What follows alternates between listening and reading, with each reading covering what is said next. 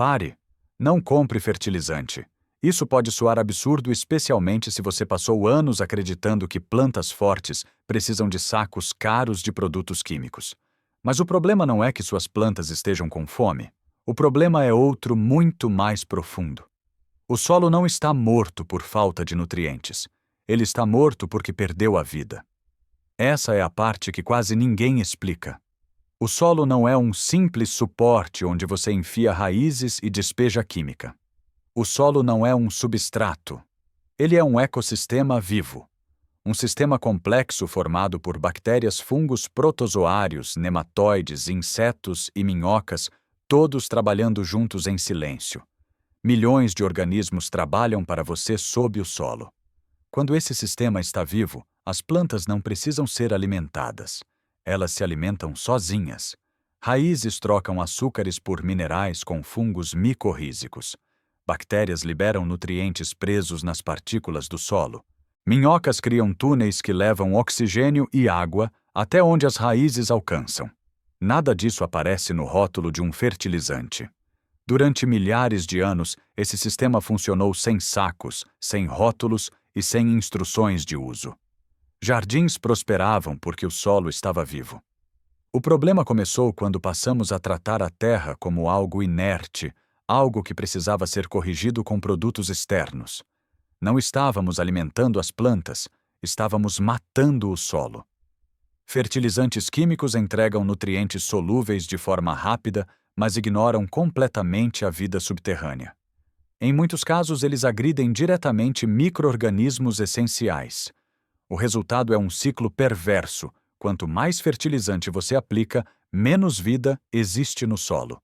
E quanto menos vida existe, mais dependente você se torna do próximo saco. Os fertilizantes não alimentam o solo. Eles alimentam o negócio e enfraquecem a vida sob seus pés. Esse é o ponto de virada do vídeo. Porque a solução não está em comprar algo novo, mas em reativar algo antigo. Um conhecimento que precede a indústria moderna e que ainda pode ser aplicado hoje com custo quase zero. O que você vai descobrir aqui não é um truque milagroso. É um processo biológico simples baseado em líquidos ancestrais que estimulam a vida microbiana do solo. Técnicas usadas muito antes da agricultura industrial, capazes de transformar terra compactada, seca e sem vida em um ambiente esponjoso, úmido e fértil. E quando o solo volta a viver, o jardim se cuida sozinho. Esse é o segredo que quase ninguém ensina, porque ele não depende de compras recorrentes. Ele depende de entender quem realmente faz o trabalho. Não são os fertilizantes. Não é você. É a vida invisível sob seus pés. A partir daqui, tudo muda. Porque você vai parar de perguntar qual fertilizante usar e começar a perguntar algo muito mais poderoso, como devolver a vida ao solo. Antes de tentar corrigir qualquer coisa, é preciso encarar a realidade. A maioria dos jardins modernos não sofre por falta de fertilizante. Sofre porque o solo perdeu sua estrutura, sua vida e sua capacidade de se regenerar. E isso pode ser identificado sem equipamentos caros ou análises laboratoriais. O primeiro teste é o mais simples. Pegue uma pá e cave um buraco de cerca de 20 centímetros. Observe o solo. Se ele sai em blocos duros, quebradiços ou em placas compactadas, isso é um sinal claro de degradação estrutural.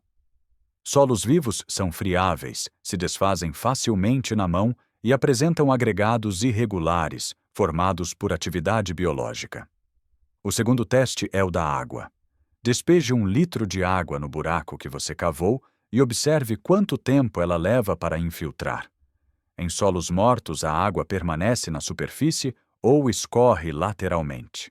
Em solos vivos, ela penetra rapidamente, distribuindo-se por canais criados por raízes antigas e organismos subterrâneos. A infiltração é um indicador direto de vida. O terceiro teste envolve procurar trabalhadores. Minhocas são engenheiras do solo. A presença delas indica oxigenação, matéria orgânica disponível e atividade microbiana. Se você não encontra minhocas, larvas ou qualquer sinal de vida visível, isso não é azar. É consequência. Estudos em ciência do solo mostram que solos saudáveis podem conter bilhões de micro-organismos em uma única colher de chá. Bactérias, fungos e outros organismos trabalham continuamente para decompor matéria orgânica, liberar nutrientes e criar estruturas estáveis. Quando esse exército invisível desaparece, o solo se torna apenas poeira compactada. A compactação é um dos maiores inimigos da vida subterrânea. Tráfego constante, máquinas pesadas e ausência de cobertura vegetal esmagam os poros do solo. Sem poros não há oxigênio. Sem oxigênio, a vida colapsa. E sem vida, raízes não conseguem explorar o ambiente mesmo quando há nutrientes disponíveis. É aqui que muitos se confundem. O solo pode até conter nitrogênio, fósforo e potássio em análises químicas, mas esses nutrientes permanecem inacessíveis sem intermediários biológicos. Plantas não comem minerais diretamente. Elas dependem de micro-organismos para transformá-los em formas assimiláveis. Quando esse sistema falha, adicionamos fertilizante. Isso gera crescimento rápido, mas superficial. Raízes ficam preguiçosas. Fungos simbióticos desaparecem. A dependência aumenta. O solo se torna cada vez menos capaz de sustentar plantas sem intervenção externa. Esse processo é bem documentado. Pesquisas mostram que o uso contínuo de fertilizantes sintéticos reduz a diversidade microbiana e enfraquece a formação de agregados estáveis. Com o tempo, o solo perde sua capacidade de reter água e nutrientes, tornando-se mais vulnerável a secas e enxurradas. Reconhecer um solo morto não é motivo de desespero. É o primeiro passo para reverter o processo, porque a vida do solo não precisa ser fabricada. Ela precisa ser convidada de volta. E isso não começa com um produto, mas com uma mudança de abordagem. Antes de pensar em adicionar qualquer coisa, é preciso parar de destruir o pouco que resta. Menos revolvimento, menos químicos agressivos, mais cobertura orgânica. A partir daí, técnicas simples e ancestrais podem reacender processos biológicos que estavam apenas adormecidos. Quando você aprende a ler o solo, percebe algo importante. O problema nunca foi falta de nutrientes. O problema sempre foi a ausência de vida. Quando entendemos que o problema não é falta de nutrientes, mas falta de vida, a pergunta muda completamente. Em vez de qual fertilizante comprar, ela se torna como alimentar os organismos que realmente trabalham para mim. A resposta está em 3 líquidos simples, usados muito antes da agricultura industrial existir. O primeiro é a água de arroz fermentada. Sempre que você lava arroz, aquela água leitosa costuma ser descartada. Mas ela contém amidos solúveis, que servem como alimento imediato para bactérias benéficas. Quando deixada fermentar por um curto período, essa água se transforma em um meio rico para micro-organismos, especialmente bactérias ácido-lácticas, que ajudam a restaurar o equilíbrio biológico do solo. Estudos em microbiologia do solo mostram que a introdução de fontes simples de carbono pode aumentar rapidamente a atividade bacteriana. Essas bactérias iniciam a decomposição da matéria orgânica, liberam nutrientes presos e criam condições para que fungos benéficos se estabeleçam. Não é um fertilizante, é um convite à vida. O segundo líquido é o FPJ, o suco de plantas fermentadas. Essa técnica ancestral utiliza partes jovens de plantas vigorosas misturadas com açúcar para extrair hormônios naturais de crescimento, enzimas e micronutrientes. O resultado é um extrato biológico que estimula a atividade microbiana e sinaliza às plantas que o ambiente é favorável ao crescimento. Diferente de reguladores de crescimento sintéticos, o FPJ não força respostas artificiais. Ele fornece sinais biológicos que as plantas reconhecem há milhões de anos. Alcinas de berelinas e citocininas naturais presentes nesses extratos ajudam a fortalecer raízes, melhorar a brotação e aumentar a resiliência geral das plantas. O terceiro líquido é o chá de compostagem aerado. Esse é talvez o mais poderoso dos 3. Quando o composto maduro é misturado com água e oxigenado adequadamente, cria-se uma suspensão rica em bactérias, fungos, protozoários e nematóides benéficos. Cada grupo desempenha uma função específica no solo. Bactérias liberam nutrientes rapidamente. Fungos constroem redes que transportam minerais e água por longas distâncias. Protozoários controlam populações bacterianas e liberam nutrientes em formas assimiláveis. Nematoides ajudam a regular o sistema e estimulam ciclos naturais. Juntos, eles recriam a dinâmica de um solo saudável. Pesquisas mostram que a aplicação de chás de compostagem bem preparados pode aumentar significativamente a biomassa microbiana do solo em poucos dias. Isso melhora a agregação, a retenção de água e a disponibilidade de nutrientes. Mais importante ainda, ajuda a restaurar relações simbióticas que haviam sido quebradas pelo uso excessivo de químicos. Esses 3 líquidos compartilham uma característica essencial. Eles não substituem a vida do solo, eles a alimentam. Em vez de despejar nutrientes solúveis que passam direto pelas raízes, eles criam um ambiente onde os organismos subterrâneos podem prosperar e fazer o trabalho que sempre fizeram. É por isso que esses métodos funcionam mesmo em solos extremamente degradados. A vida do solo não desaparece completamente. Ela entra em estado de dormência. Quando recebe alimento, oxigênio e condições adequadas, ela retorna com rapidez surpreendente. Ao aplicar esses líquidos, o objetivo não é ver resultados imediatos na parte aérea das plantas. O verdadeiro efeito acontece abaixo da superfície. Estruturas começam a se formar. Canais se abrem. O solo começa a respirar novamente. E quando o solo respira, tudo acima dele muda. Aqui é onde muitas pessoas estragam tudo. Não porque a técnica não funcione, mas porque continuam pensando como consumidores de fertilizante. Elas querem resultados imediatos, doses exatas e respostas visíveis em poucos dias. Mas quando você trabalha com vida, o ritmo é outro. O primeiro erro comum é exagerar. Mais não significa melhor. Aplicar grandes quantidades desses líquidos não acelera o processo. Pelo contrário, sistemas biológicos precisam de equilíbrio. Pequenas doses regulares são muito mais eficazes do que aplicações pesadas e esporádicas. A água de arroz fermentada, por exemplo, deve ser diluída antes de qualquer aplicação. O objetivo não é inundar o solo, mas fornecer uma fonte leve de carbono que desperte a atividade bacteriana.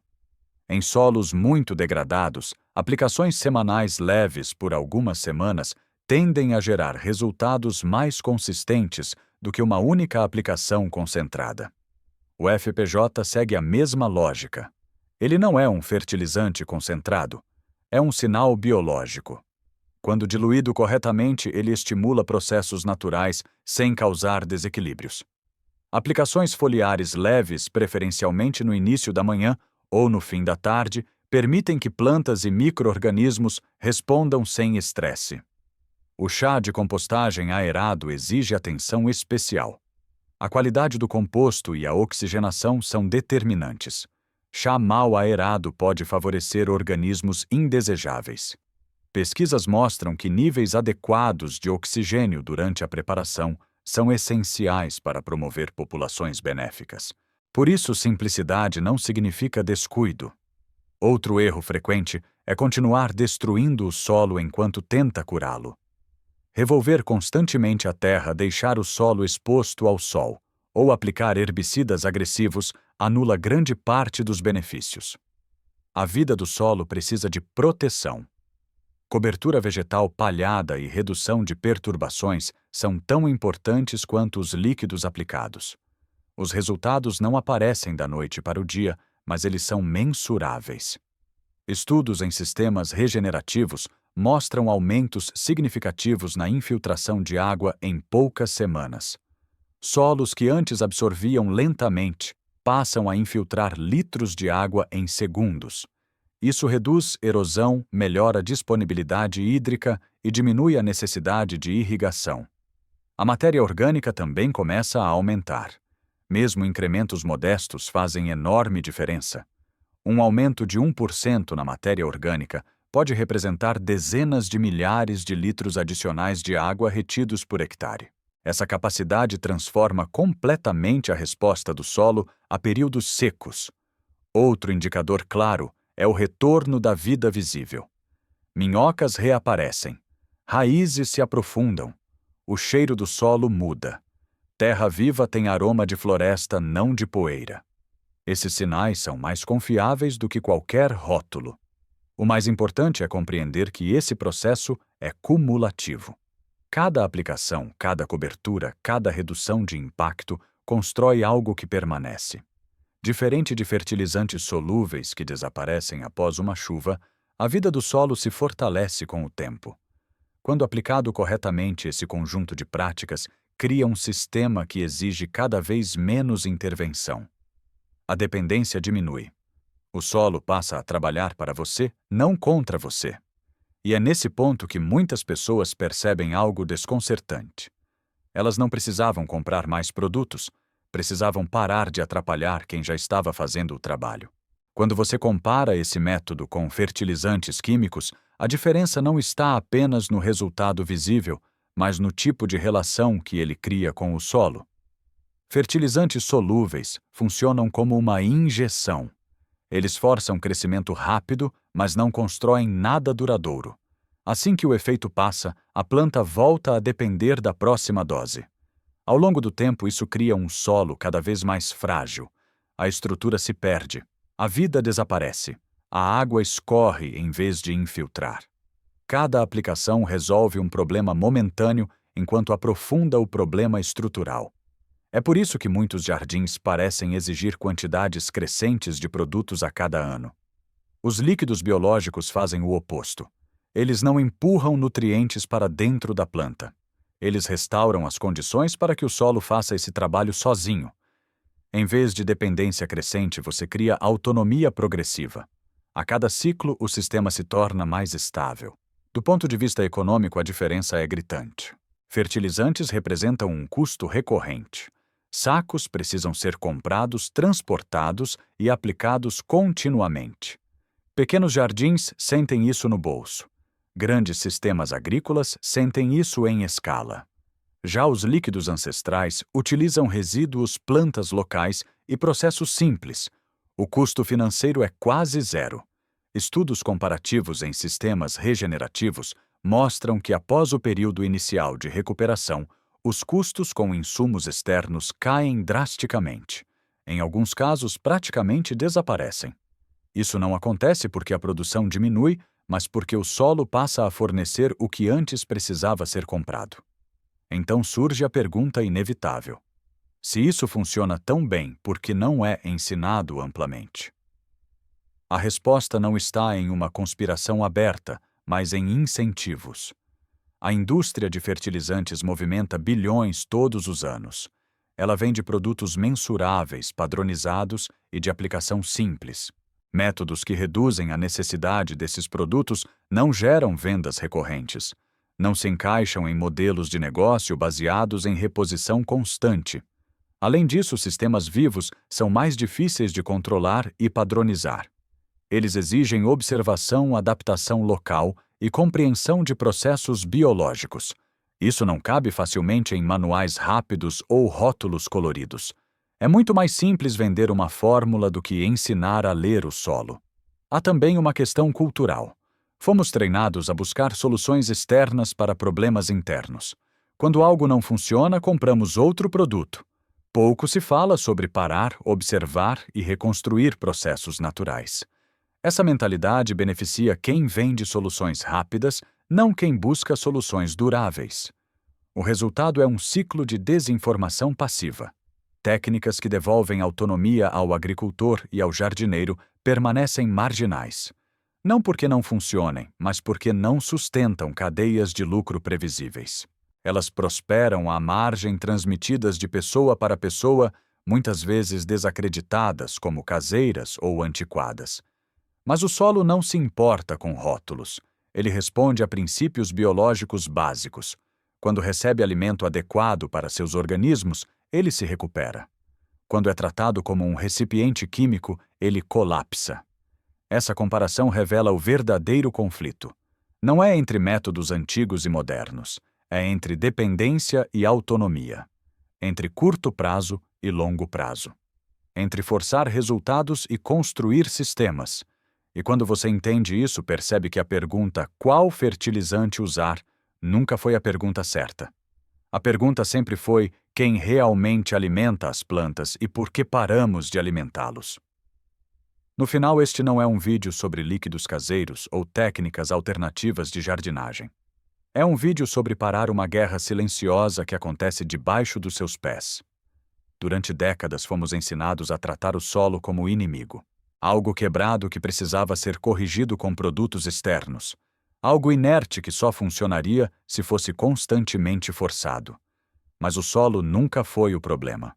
O solo sempre foi um sistema vivo esperando para ser reativado. Quando você entende isso, tudo muda. Você para de buscar soluções rápidas e começa a construir processos. Para de medir sucesso em dias e começa a observar ciclos.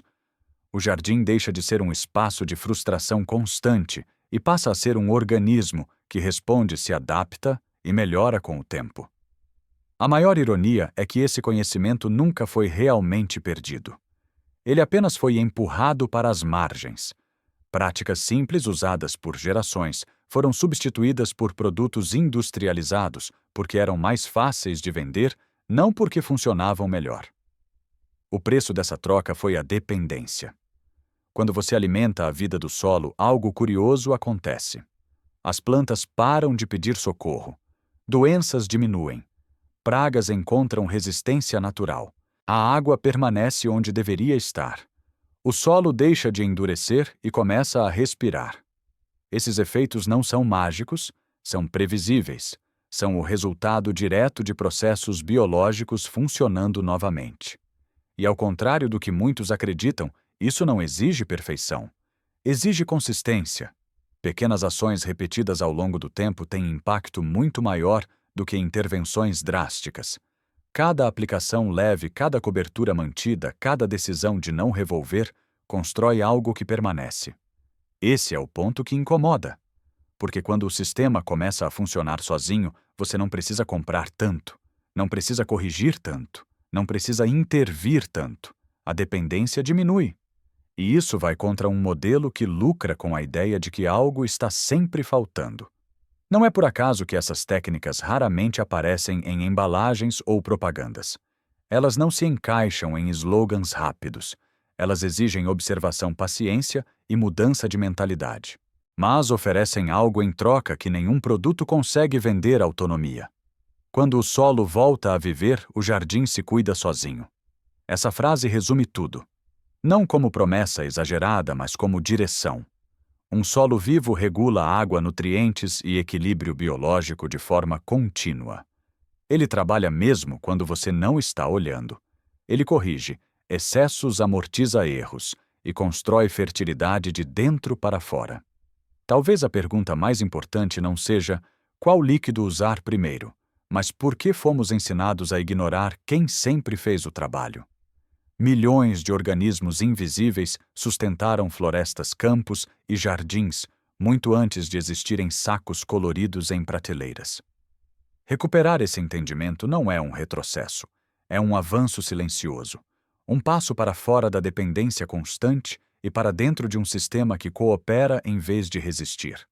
No fim das contas, você não precisa lutar contra a Terra, você só precisa devolver a ela a chance de viver.